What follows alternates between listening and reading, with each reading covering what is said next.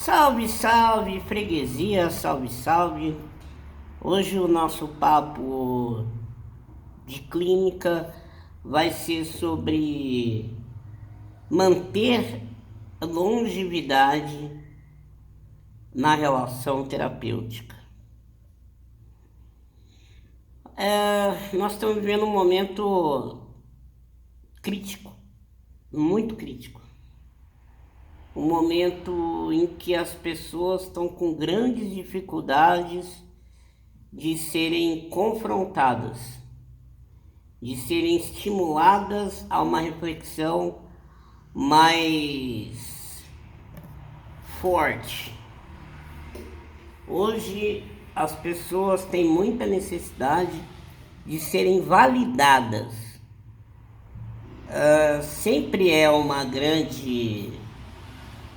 Sempre foi uma grande, como que eu posso dizer, um grande desafio confrontar crenças. Mas agora parece que a coisa está muito pior. No momento que você chega para uma pessoa e não valida uma crença dela, na aliança terapêutica, ela está se quebrando com muita facilidade. Por exemplo, eu tenho uma paciente que ela tem aquele fator pessimista, persistente, com uma intensidade baixa de depressão, mas sempre constante. E eu disse para ela que eu fechava uma suposta possibilidade dela sofrer de distimia, que é o transtorno de humor depressivo persistente. A distimia, ela é vamos dizer assim, uma característica, muitas vezes não é nem considerado patologia, é uma característica às vezes comportamental, que nem sempre é ruim, sabe? Uma pessoa com distimia, ela acaba tendo até um equilíbrio de saúde biológica interessante, porque ela passa a não ter nem pico de depressão, nem pico de euforia. Ela está sempre ali naquele patamar. Ela não tem muito vigor para balada, ela não tem muito vigor para muita energia, coisas e tal. E aí ela acaba que fica aquela vidinha bem regradinha. Os distímicos costumam ser metódicos, levam uma vida bem controlada. Medo de gastar, são mais pão duros, tal, mal-humorados. Vai numa peça de teatro de comédia, tem uma dificuldade para rir. Todo mundo ri, aquela pessoa não vê muita graça. Mas não tem aqueles períodos depressivos mais agudos como tem o transtorno de humor e depressão maior, né? Então, essa paciente que tem distimia, ela está vivendo um momento de solidão. E quando eu confrontei essa paciente com a possibilidade da intervenção medicamentosa, porque ela está num pico de solidão muito grande, ela está vivendo o luto da mãe ainda, mas está num pico de solidão muito grande. E eu falei, olha, seria interessante você tomar medicamento. Aí ela disse que no primeiro momento ela não disse agora, que um dos primeiros psiquiatras que ela foi, esse médico deu um livrinho para ela, com toda a descrição do que seria transtorno de humor depressivo persistente, a distimia. E ela na época viu que ela se encaixava em tudo que estava descrito naquele livreto. E ela fez uma temporada de medicamento e ficou bem. Mas é uma desgraça o preconceito contra psicofármaco. E ali ela parou. E daí depois, quando ela tentou retomar, ela teve dificuldade de adaptação à fase inicial, que é sempre crítica. E ela tem umas crenças, né? Eu não vou lembrar todas agora, mas bastou não validar a crença dela, a menina fica muito brava. Muito brava. Ela entrava em contato comigo para falar alguma coisa na crise dela de depressão por conta do... Só um minutinho, galera. Bom, voltando, né?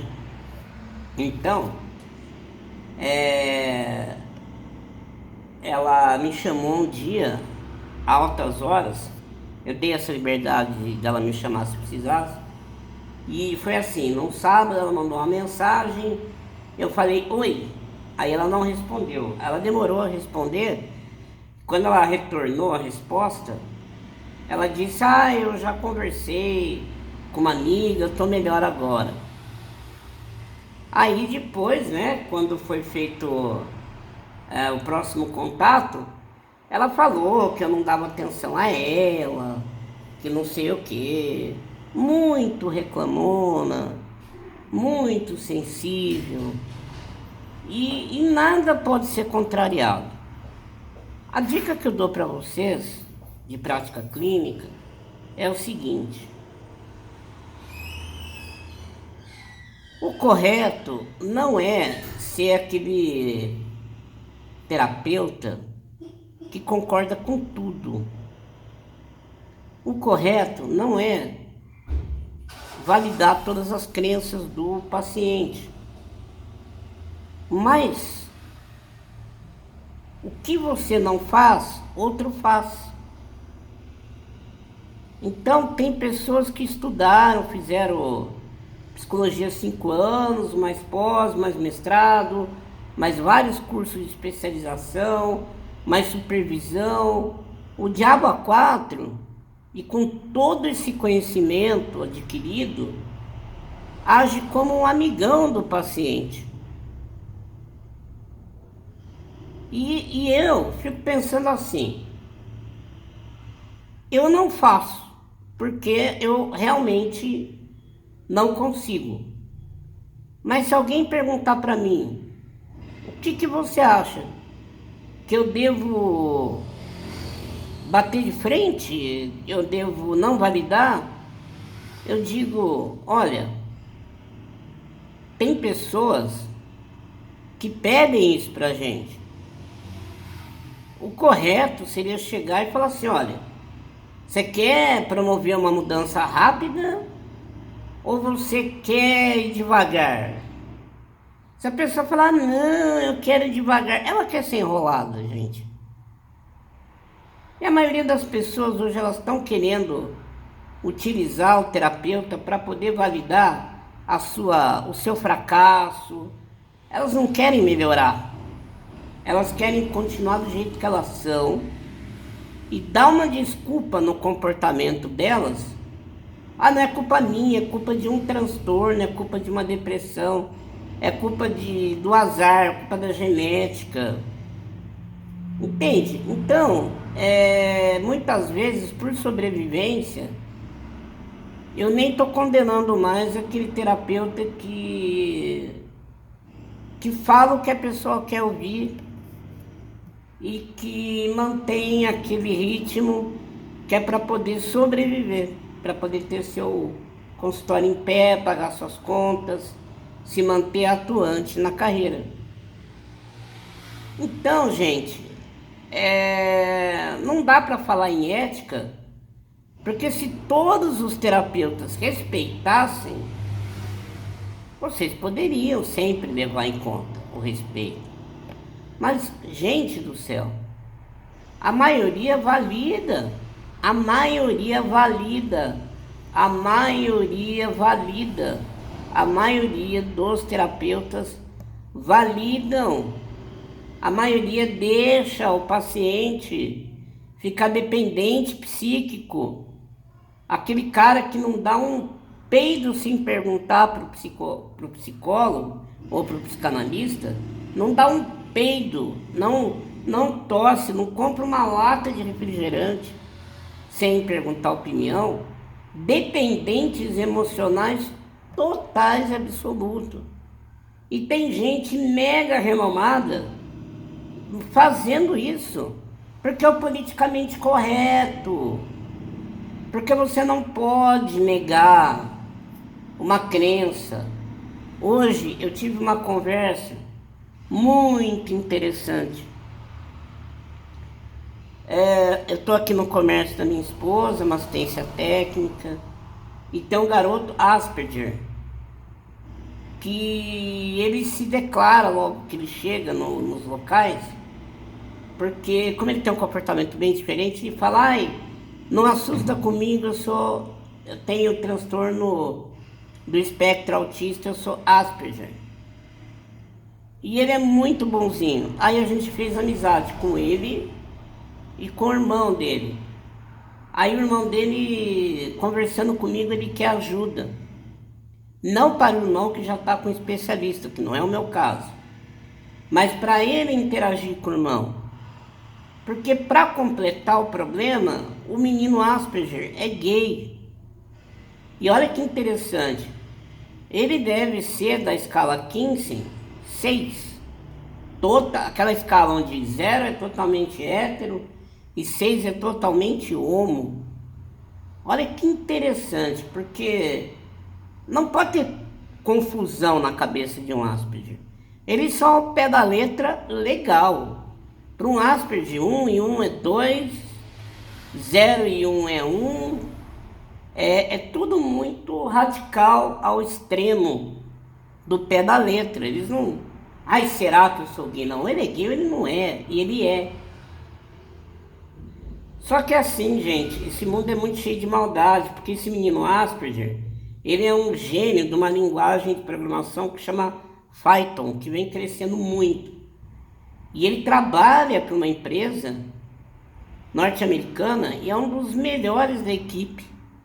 O irmão dele entrou na área de tecnologia, está fazendo faculdade de engenharia da computação, por influência desse irmão Asperger. Que ele, ele já programa com pouco que o irmão ensina. Tem uma interatividade, como eu e meu irmão, né? Só que o meu irmão é mais velho e a gente era assim quando era mais jovem, igual esses dois. O irmão que não tem necessidade especial, muito interativo com o irmão que é. E é uma puta demonstração de dedicação que esse irmão tem por ele.